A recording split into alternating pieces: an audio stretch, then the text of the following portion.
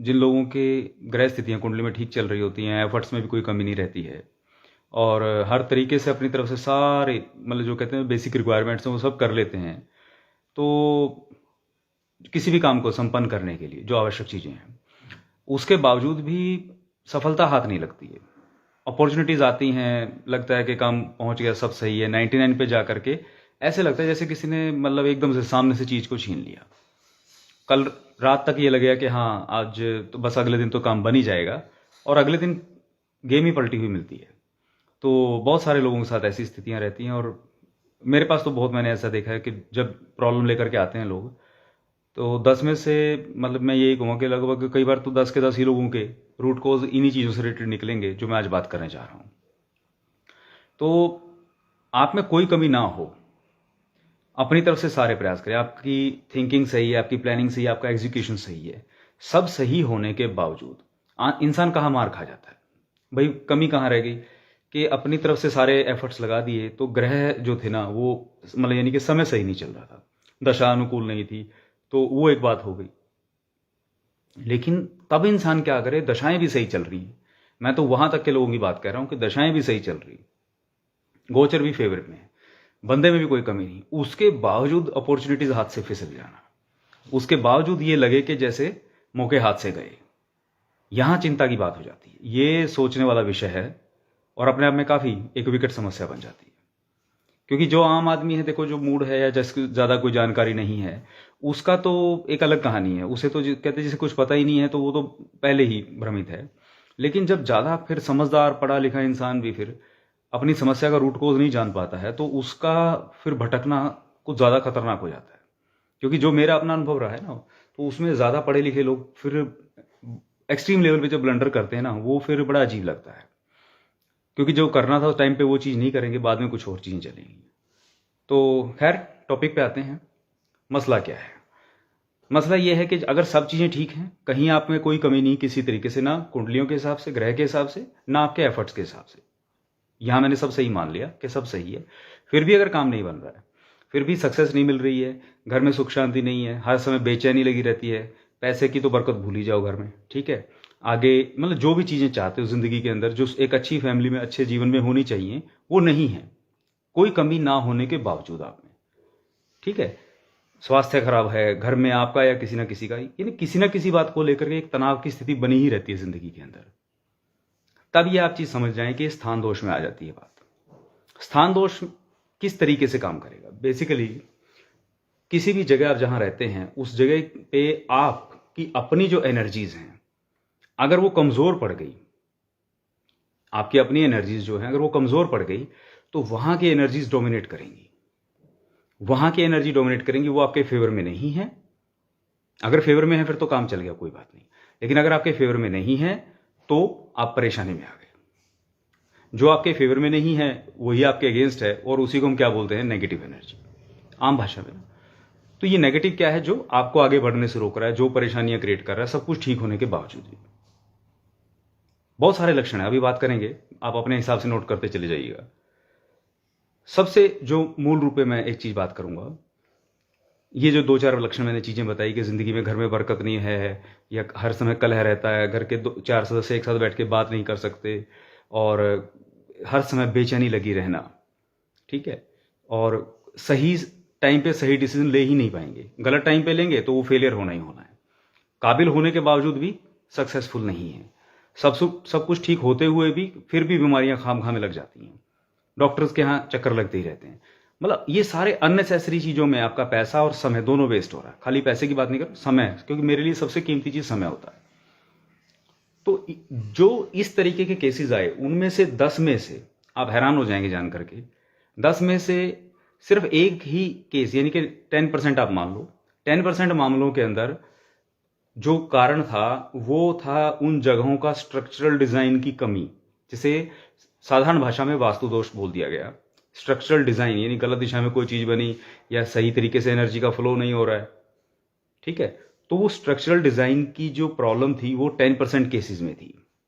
90% cases के अंदर घर में या आपके वर्क प्लेस पे, फैक्ट्री में, ऑफिस में आपकी प्रॉब्लम्स का जो मूल कारण था, जब आगे आगे तह में जाते गए, सामने कोई चीज़ कुछ दिखाई दे रही है, लेकिन जब आगे आगे तह में जाते चले गए तब जा करके सबका ये 10 में से 9 यानी कि 90% लोगों के रूट को सेम मिले। वो मेरे लिए हैरान करने वाली बात शुरुआती दौर में थी, बाद में तो हमें आदत पड़ गई। लेकिन कमाल की बात ये निकली कि सबके 10 में से 9 लोगों की जितनी भी प्रॉब्लम्स आई उनके बाहरी रूप अलग अलग थे। भाई किसी को पैसे का मसला था, किसी के घर में सुख शांति का मसला था, किसी के हेल्थ के इश्यूज थे, किसी के कोई एडिक्शंस के मसले थे, कुछ भी थे। यानी जो भी जिंदगी में नकारात्मकताएं फैली हुई थी, नेगेटिविटीज थी, जितने भी फेलियर्स थे किसी भी जगह, चाहे रिलेशनशिप में या कुछ और में, किसी ना किसी तरीके से उनको जब खंगाला गया आगे जाकर के तो सबकी जड़ों में एक ही कारण मिला उस चीज का, वो थे सबके खानदानी दोष। यानी कि सबके खानदान का जो प्रेत दोष होता है, इसे आम भाषा में लोग कहते हैं पितृ दोष है, वो भी यही बरगलाता है। ये एक इतनी खतरनाक चीज है कि जिसके खानदान में ये प्रेत दोष लगा हुआ है वो इंसान कहीं भी चला जाए वो उसके साथ चलेगा। सबसे खतरनाक चीज तो ये रही, पहली चीज, कहीं भी चला जाए वो उसके साथ चलती है चीज, क्योंकि खानदानी मसला है। स्ट्रक्चरल डिजाइन वाली पे बात करूंगा, पहले मैं 90% की बात कर रहा हूं। तो वो जहां कहीं भी जाए, भाई आप मान लीजिए XYZ सिटी से हैं, किसी और ABC में आप चले गए, वो आपके खानदान की एनर्जी आपके लहू के साथ जुड़ी हुई है, वो आपके साथ चलेगी। अब आपने कोई रहने की जगह ऐसी चुन ली जो आपके अनुकूल नहीं है, स्थान दोष क्रिएट करेगा ना वो आपके लिए, वो आपके अनुकूल नहीं, यानी कि आपकी एनर्जी वहां जाकर के वीक पड़ गई। तो ये जो साथ में चल रही थी एनर्जी, यानी खानदानी जो प्रेत था, ये वहां पर डोमिनेट कर जाएगा। और ये जब डोमिनेट करेगा तो ये सारे वही काम करने में इसको मजा आएगा जिस चीज से आप परेशान हो।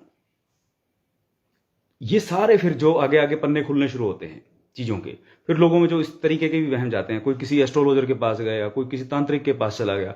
मतलब तांत्रिक तो खैर बहुत एक टेक्निकल वर्ड हो गया, महादेव का बनाया हुआ फील्ड है तंत्र। तो जो ये काले इलम वाले लोग हो गए जो दुनिया में सिर्फ नुकसान ही करते हैं, लोग उनके यहां तक चले जाते हैं। और अच्छे अच्छे पढ़े लिखे लोग देखे मैंने, वो प्रेत ही उनको भटकाता है।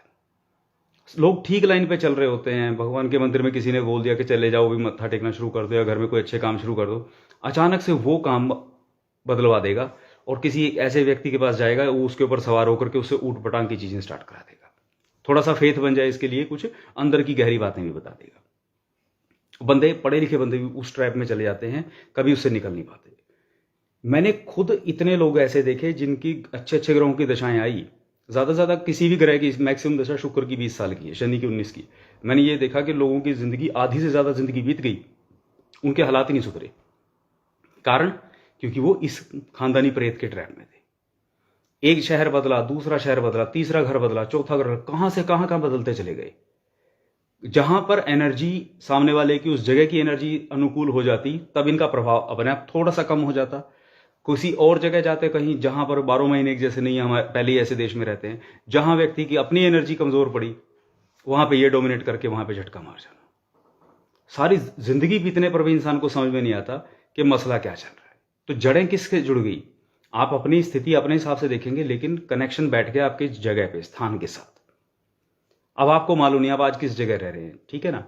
उस जगह में आपके सारे सिस्टम ठीक होने के बावजूद भी आपके घर में अगर ये प्रॉब्लम्स आपको हैं, ग्रह स्थितियां सब ठीक होने के बावजूद भी ये प्रॉब्लम्स आपको हैं, तो मैं गारंटी से बोल रहा हूं 90% इसका कारण मिलेगा ये खानदानी प्रेत दोष, और 10% कारण हो सकता है उस जगह का स्ट्रक्चरल डिजाइन की प्रॉब्लम।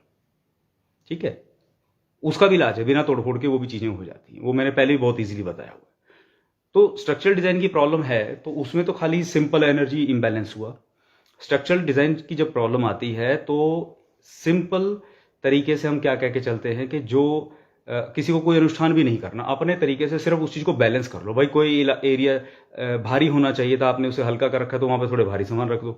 ये थोड़े बहुत चीजें आप कर सकते हैं, ठीक है ना। आप अपने आप नहीं कर सकते तो किसी वास्तु एक्सपर्ट को बुला करके समझ सकते हो चीजें।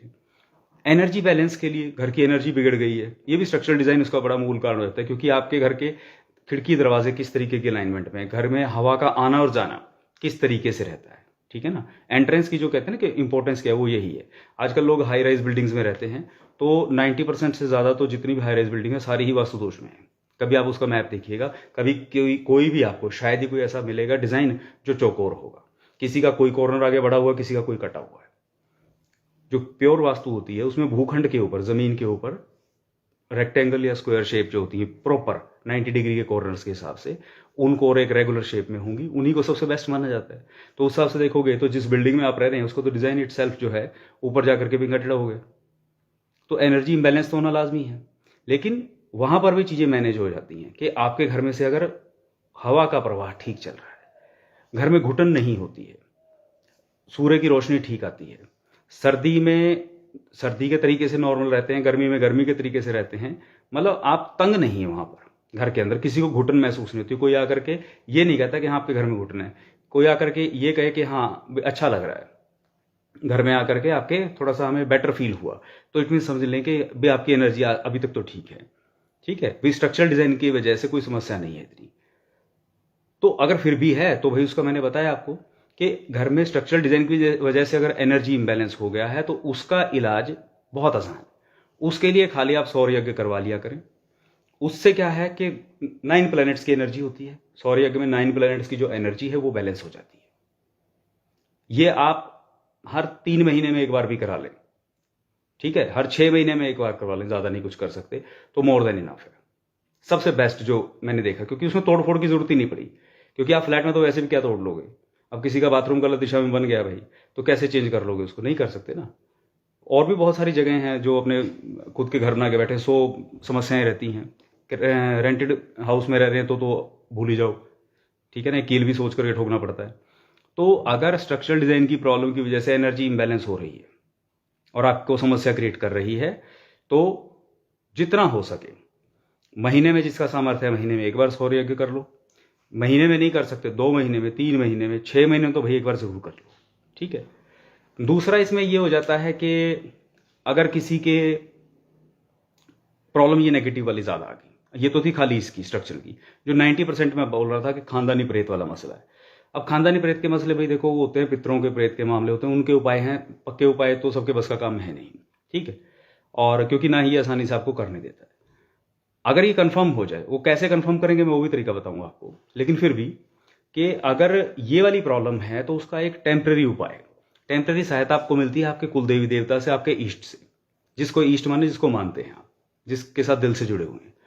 तो आप कम से कम साल में 2 बार, 6 महीने में एक बार अपने ईष्ट देवता का और अपने कुल देवी देवता की शक्ति को घर में जागृत करने के लिए उनका अनुष्ठान कोई करवा लिया करें।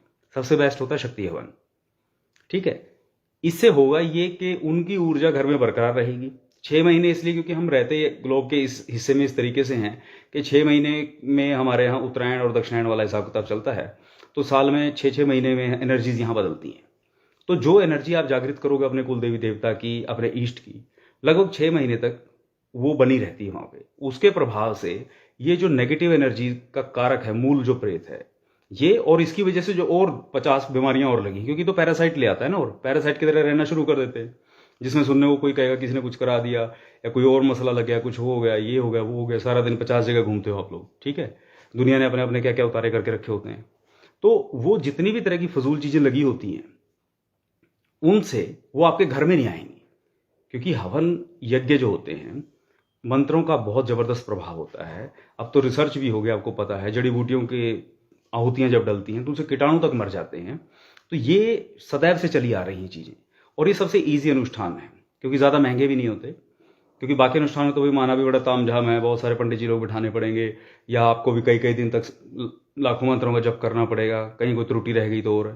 तो ये ईजी वाले हैं, और फिर बंदा ये सोचता है मेरा अपना मकान है या नहीं है, मैं कहाँ इतना क्या तामझाम करूँ, कितने दिन के लिए रह रहा हूँ। तो सबसे आसान जो चीज़ है वो ये है कि अगर कंफर्म है आपको कि आपके घर की प्रॉब्लम की जो वजह है नेगेटिव ऊर्जा है, और उस नेगेटिव ऊर्जा का कारण ये प्रेत वाला मसला है, तो साल में 2 बार शक्ति हवन जरूर करवा लें। जिससे क्या है कि वो टेम्परेरीली, आप जब तक ये करवाते रहेंगे आप सेफ रहेंगे। इट इज़ लाइक कि धूप जब तक है, छाता सिर पे है तो धूप से बचे रहे, बारिश आ गई तो उससे ही बच जाओगे।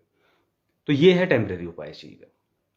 और दूसरा जो है, अगर स्ट्रक्चरल डिजाइन की प्रॉब्लम है तो उसके लिए सौर यज्ञ काफी है, ठीक है। और किसी के दोनों ही समस्याएं एक साथ चल रही है तो भाई वो इस तरीके से ओरिएंटेशन में कर सकते हैं कि 3-3 महीने के गैप में हो जाएंगे, साल में 4 हवन होते रहें। तो मेरे हिसाब से आप लोगों की ऊर्जा का सिस्टम ऐसा बंध जाएगा कि जब तक उस स्थान पर रहेंगे उसके वास्तु दोष हों, चाहे उसके नेगेटिव एनर्जी के दोष हों, उनसे आप बचे रहेंगे। फिर आपकी अपनी जो ग्रहों की ऊर्जा है उसको आप जैसे दिशा देना चाहें दे सकते हैं। ये बहुत कमाल की चीज है, ठीक है। अब जिसको समझ में आ गया वो तो कर लेगा। अब आप कहोगे भाई हमें ये तो पता है प्रॉब्लम है, लेकिन हमें ये नहीं समझ में आ रहा कि ये स्ट्रक्चरल डिजाइन की समस्या है या नेगेटिव ऊर्जा की है, और नेगेटिव वाली भी है तो प्रेत के कारण है कैसे? प्रेत के ही कारण होगी, वो तो मुझे कन्फर्म है, लेकिन आप कैसे उस चीज को जाने, उसका तरीका हम बताते हैं। स्ट्रक्चरल का तो बहुत आसान है, ठीक है। आजकल सारे पढ़े लिखे हो, सूरज देख लो किधर से निकलता है, अपने जिस जगह आप रह रहे हो उसके एक आउटलाइन मैप बना के रख लो, ठीक है। उसके सेंटर से 4 लाइनें बन जाएंगी ऐसे सारी डायरेक्शंस के देख करके। अगर वो बिल्कुल बराबर में आ रहा है सारा आपके घर का डिजाइन, तो आउटर स्ट्रक्चरल डिजाइन तो आपका पहले ठीक हो गया। सेकंड स्टेज आती है कि उसमें कौन सी चीज कहाँ बनी हुई है। अगर कोई चीज गलत बनी हुई है किसी जगह पे, हल्की है भारी है, तो उसको भी मैनेज किया जा सकता है। अपने आप ना भी हो तो भाई विजिट करवा लो, सबसे आसान काम है, ठीक है। ये ज़्यादा आपको दिमाग लगाने की जरूरत नहीं है। वो जो बंदा भी विजिट करने के लिए आएगा वो आपको बता देगा कि जी आपके घर में यहाँ यहाँ ये चीज़ की कमी है, स्ट्रक्चरल डिज़ाइन की, तो ठीक है।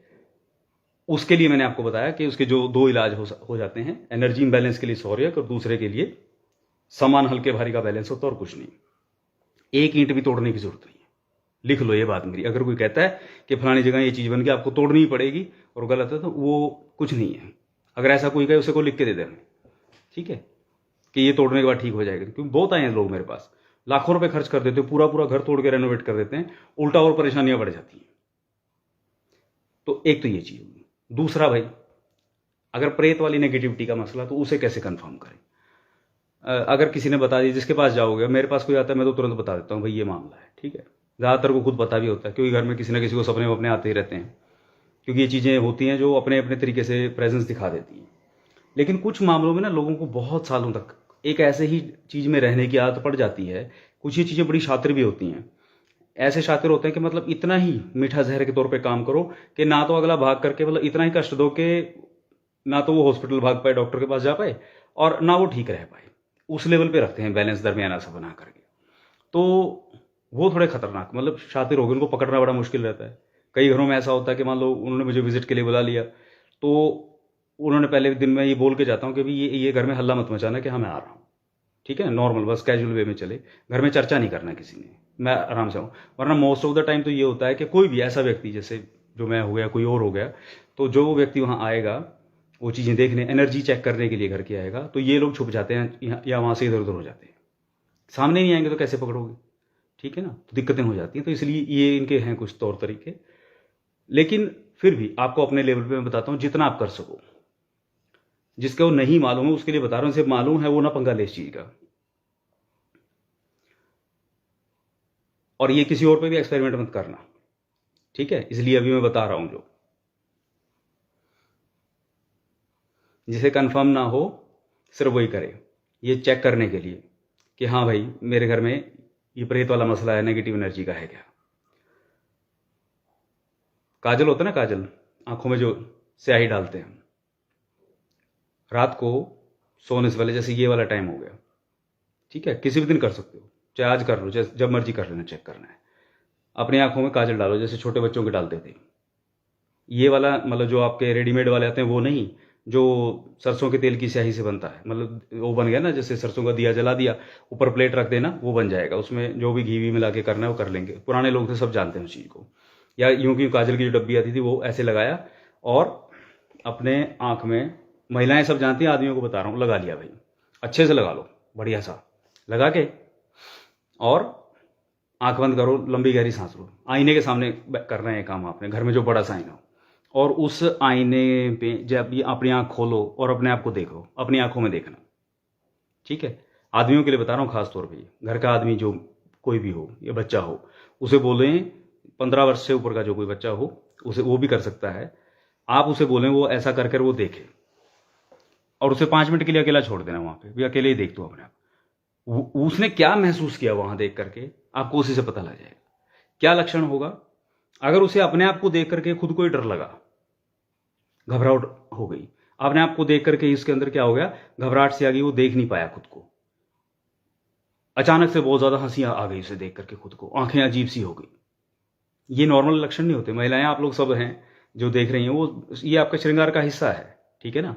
आप खाली काजल लगाते हैं, नॉर्मल श्रृंगार किया और चलते बने।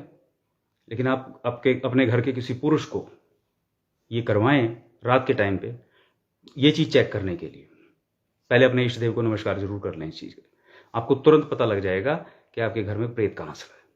अगर ये लक्षण दिख गया तो तुरंत उसके बाद अपना आंख साफ करवा दें, उसकी आंख धुला दें, और उसके ऊपर से एक गिलास पानी ले लें, उसमें थोड़ा मीठा घोल लें और 3 या 7 बार उल्टा घुमा के उसको पानी को घर के बाहर डाल दें उसी टाइम रात में। वरना फिर कहोगे कि सारी रात नींद नहीं आई उसको। ये सेल्फ टेस्ट है। अगर किसी को ये है कि हाँ मैं चेक करके देखना चाहता हूं, ठीक है, कि क्या मामला है, इसका इलाज फिर भी आपके बस का नहीं है। ये इलाज तो डॉक्टर ही करेगा, यानी कि जो भी करने वाला बंदा होता है वही करेगा इसका। लेकिन ये आपको डिटेक्ट करने का एक तरीका मैंने बता दिया, ठीक है। और भी बहुत सारे तरीके हैं, लेकिन वही है, फिर अब लाइव चलते हैं तो फिर कहाँ की कहाँ वीडियो शेयर होती हैं। और आधी तो दुनिया आपको मालूम ही है, फेसबुक पे ऐसी चीज़ें देख देख करके दूसरों के वीडियो सुन सुन के ही वो एस्ट्रोलॉजर बने बैठे हैं लोग। फटाफट नोट करेंगे और फिर दुनिया पे छापना शुरू कर देंगे। फिर वो नीम हकीम खतरा जान हो जाता है। लेकिन आपको मैंने इन शॉर्ट कुछ बातें बता दी कि अपनी समस्याओं को ऑब्जर्व करना सीखिए, कि उसमें अगर आपका रोल नहीं है तो ऑब्वियसली किसी और का रोल है, और किसी और का जिसका रोल है वो कौन है भाई, कौन सी एनर्जी है वो, ठीक है। आप अगर उस चीज को समझ पाएंगे, क्योंकि जब तक आप अपनी प्रॉब्लम को नहीं समझेंगे उसका इलाज कर ही नहीं सकते। दुनिया के साथ क्या हो रहा है, सिर दर्द है, पैर में मालिश करवा रहे हैं। आप समझे ना, मैक्सिमम लोगों के साथ ये प्रॉब्लम, गलत समस्या डायग्नोज हो रही है, गलत इलाज हो रहा है, फिर कहते हैं कि हमने सब कर लिया, हुआ कुछ नहीं। भाई कैसे होगा जब आपने डायग्नोज ही प्रॉब्लम को नहीं किया है, और इलाज के नाम पे आप चाहे लाखों का सब कुछ कर लो, लोगों की जमीनें बिक जाती हैं, ठीक है। तो जो जरूरी है भाई वो करो। अगर वाकई सिर दर्द है तो एक डिस्प्रिन से ठीक हो जाएगा, ठीक है, और नहीं तो जो मर्जी करते रहना। तो अब आप सबका भला चाहते हैं, इसलिए आपके लिए भगवान ने ये मेरे माध्यम से ये चीज़ आप तक पहुंचा दी। अब आपके ऊपर है कि आपने इस बात का क्या करना है, ठीक है। अगर प्रॉब्लम में है तो उस प्रॉब्लम की जड़ को ढूंढिए, बजाय खामखा परेशान होकर के अपना समय बर्बाद करने के, ठीक है। क्योंकि दुनिया में दोस्तों सबसे कीमती चीज़ समय है। पैसा वैसा तो एक अलग कहानी है, क्योंकि ना तो ये लेके आए थे और ना लेके जाना है। समय ही लेके आए थे और समय ही खत्म होगा और फिर अगला समय स्टार्ट होगा। तो अहमियत समझें अपने जन्म की, समय बर्बाद ना करें, ठीक है। और ये चीज़ ट्राई कर लें, जो कंफर्म हो जिसको वो ठीक है, जिसको पहले से पता है उसका इलाज मैंने बता दिया। सौर यज्ञ घर की सिंपल एनर्जी को बैलेंस करने के लिए, और शक्ति यज्ञ घर में अपने देवी देवता की ऊर्जा को जागृत करने के लिए। जो बड़े अनुष्ठान नहीं करना चाहते या नहीं कर सकते किसी भी कारण से, उनके लिए इससे बेहतर उपाय नहीं है, ठीक है। जब तक करते रहोगे सुखी रहोगे। मेरी तरफ से ये चीज थी, ठीक है।